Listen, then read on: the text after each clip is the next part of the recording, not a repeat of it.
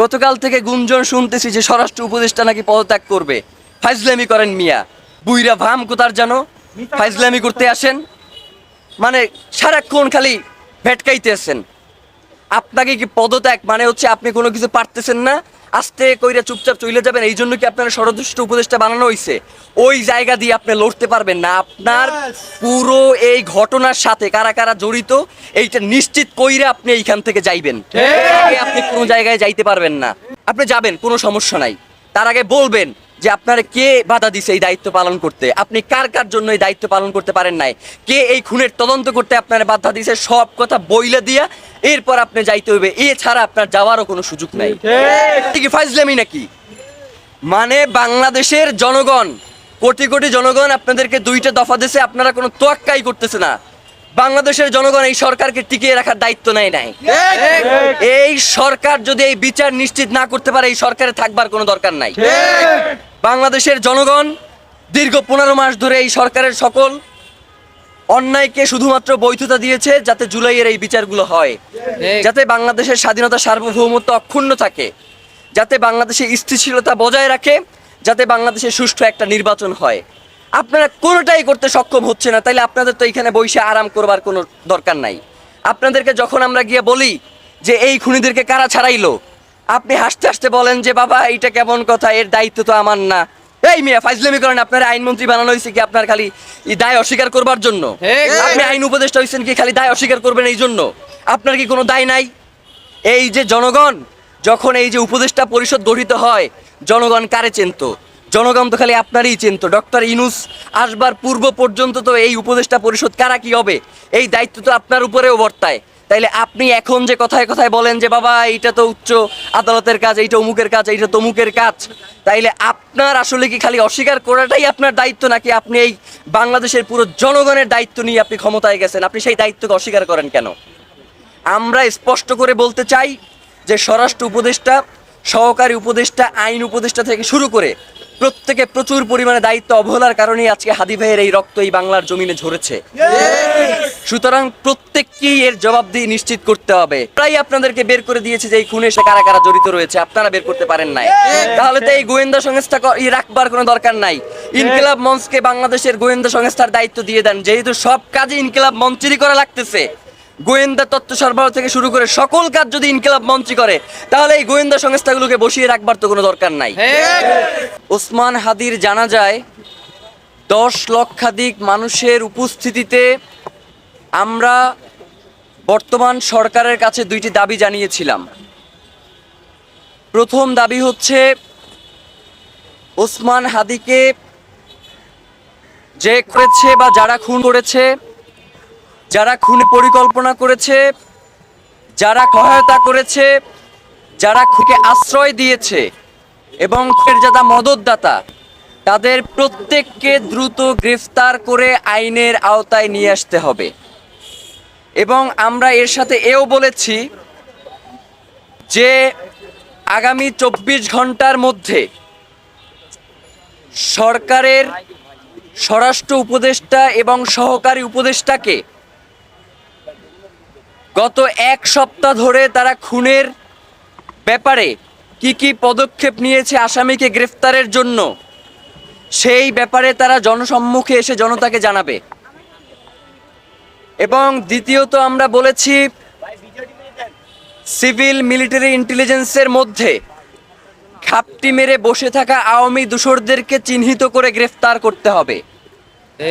10 লক্ষের অধিক মানুষ তারা এই দাবিকে সমর্থন করেছে এবং তারা বলেছে যে ওসমান হাদির বিচার না হওয়া পর্যন্ত বাংলাদেশে স্বাধীনতার সার্বভৌমত্বকে টিকিয়ে রাখার যে লড়াই, সেটাকে আসলে কন্টিনিউ করা যাবে না।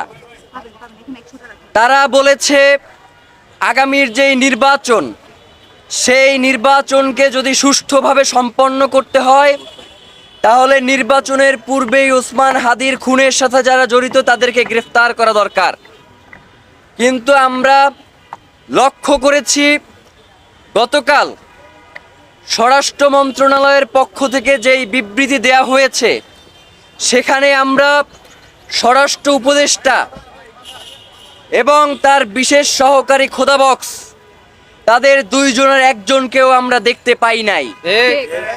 এর মাধ্যমে প্রতীয়মান হয় যে স্বরাষ্ট্র উপদেষ্টার দপ্তর থেকে এই ঘটনাকে তুচ্ছ-তাচ্ছিল্য করা হয়েছে। তারা মনে করেছে যে ওসমান হাদির ঘটনাকে তারা ধামাচাপা দিয়ে দিবে।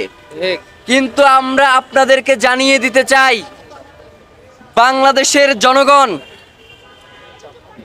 আপনারা যাদেরকে বোকা, দুর্বল মনে করেন, তারা জুলাইয়ে আপনাদেরকে একটা শিক্ষা দিয়েছে, কিন্তু আপনাদের সেই শিক্ষা হয় নাই। 5 তারিখ থেকে 20 তারিখ পর্যন্ত বাংলাদেশের জনগণের যেই দায়িত্ব ছিল তারা সেইটা পূরণ করতে পারে নাই। আজকে ইনকিলাব মঞ্চ যদি এইখান থেকে ঘোষণা দেয় যে 5ই আগস্ট থেকে 20 আগস্ট পর্যন্ত যেই দায়িত্ব বাংলাদেশের জনগণের ছিল সেই দায়িত্ব আপনারা এখন পূরণ করেন, তাহলে কিন্তু আপনারা সরকারে থাকতে পারবেন না। আমরা ইনকিলাব মঞ্চের পক্ষ থেকে বাংলাদেশের সাধারণ জনগণকে সাথে নিয়ে জানাতে চাই যে আপনারা গতকালকের যেই বিবৃতি দিয়েছেন সেই বিবৃতিতেই আপনাদের চোখে মুখে স্পষ্ট ভেসে উঠেছে যে আপনাদের কাছেই আসলে এর কোনো সুস্পষ্ট ব্যাখ্যা নাই। আপনারা এক এক সময় এক এক ধরনের কথা বলছেন। এই বলছেন খুনি ভারতে পালিয়ে গেছে, আবার এই বলছেন যে খুনি দেশে আছে। বাংলাদেশের গোয়েন্দা সংস্থার আসলে কাজ কি? ট্যাক্সের টাকায় বাংলাদেশের সবথেকে গুরুত্বপূর্ণ জায়গাগুলোকে দখল করে আরামায়েশ করার জন্যই কি আপনাদেরকে জনগণ এখানে বসিয়ে রেখেছে? আপনারা যদি ওসমান হাদির মতো এত গুরুত্বপূর্ণ বাংলাদেশের স্বাধীনতা সার্বভৌমত্বের প্রতীক জুলাই জজবার প্রাণ শহীদ ওসমান হাদির খুনের ঘটনাকে যদি এইভাবে তুচ্ছ-তাচ্ছিল্য করেন, যারা বাংলাদেশের জনগণের জীবনকে জাহান্নাম বানিয়ে দিতে চান, বাংলাদেশের জনগণ যতক্ষণ পর্যন্ত স্বাধীনতা সার্বভৌমত্ব রক্ষার এই আন্দোলনে রয়েছে আপনারা কোনো শান্তিতে থাকতে পারবেন না। বাংলাদেশের জনগণ আপনাদের জীবনকেও জাহান্নাম বানিয়ে ছাড়বে। আমরা বলতে চাই, আমরা যেই 2টা দাবি জানিয়েছি, আপনারা এখন পর্যন্ত খুনি কোথায় রয়েছে? আপনারা খুনি ড্রাইভারকে গ্রেফতার করছেন, ড্রাইভারকে আপনারা গ্রেফতার করতে সক্ষম হন নাই। খুনির পিতামাতা রয়েছে, খুনির শ্যালক রয়েছে, এক এক সময় এক একজনকে উঠিয়ে নিয়ে আসেন এবং বলেন যে তারা আমাদেরকে পর্যাপ্ত তথ্য সরবরাহ করতে পারছে না। মানে গোয়েন্দা সংস্থা এবং যারা হচ্ছে তাদেরকে জিজ্ঞাসাবাদ করেন, আপনারা বলেন যে তারা সর্বোচ্চ তথ্য সরবরাহ করতে পারছে না, এবং আপনারা গুলি করার পরবর্তী সময়ে আমাদের কাছ থেকে তথ্য নিয়ে খুনিকে নিশ্চিত করবার চেষ্টা করেন। আপনাদের কাছে সেই ক্যাপাসিটিও নাই যে কিভাবে চিহ্নিত করা যায়। যতক্ষণ পর্যন্ত আমরা ইনকিলাব মঞ্চের পক্ষ থেকে আপনাদেরকে চিহ্নিত করে না দিতে পারছি ততক্ষণ পর্যন্ত আপনারা খুনিরে চিহ্নিত করতে পারেন নাই, এবং পরবর্তী সময়েও আমরাই আপনাদেরকে বের করে দিয়েছি যে এই খুনের সাথে কারা কারা জড়িত রয়েছে, আপনারা বের করতে পারেন নাই। তাহলে তো এই গোয়েন্দা সংস্থা রাখবার কোনো দরকার নাই। ইনকিলাব মঞ্চকে বাংলাদেশের গোয়েন্দা সংস্থার দায়িত্ব দিয়ে দেন, যেহেতু সব কাজে ইনকিলাব মঞ্চেরই করা লাগতেছে। গোয়েন্দা তথ্য সরবরাহ থেকে শুরু করে সকল কাজ যদি ইনকিলাব মঞ্চই করে, তাহলে এই গোয়েন্দা সংস্থাগুলোকে বসিয়ে রাখবার তো কোনো দরকার নাই। আমরা 2য় দাবি জানিয়েছিলাম যে সিভিল মিলিটারি ইন্টেলিজেন্সের মধ্যে ঘাপটি মেরে বসে থাকা আওয়ামী দোসরদেরকে চিহ্নিত করে আপনারা গ্রেফতারের আওতাধীন করেন। 2 নাম্বার দফা আপনারা কোনো উচ্চারণই করেন নাই। মানে কি ফাইজলামি নাকি? মানে বাংলাদেশের জনগণ, কোটি কোটি জনগণ আপনাদেরকে 2টা দফা দিয়েছে, আপনারা কোনো তোয়াক্কাই করতেছে না। বাংলাদেশের জনগণ এই সরকারকে টিকিয়ে রাখার দায়িত্ব নেয় নাই। এই সরকার যদি এই বিচার নিশ্চিত না করতে পারে, এই সরকারে থাকবার কোনো দরকার নাই।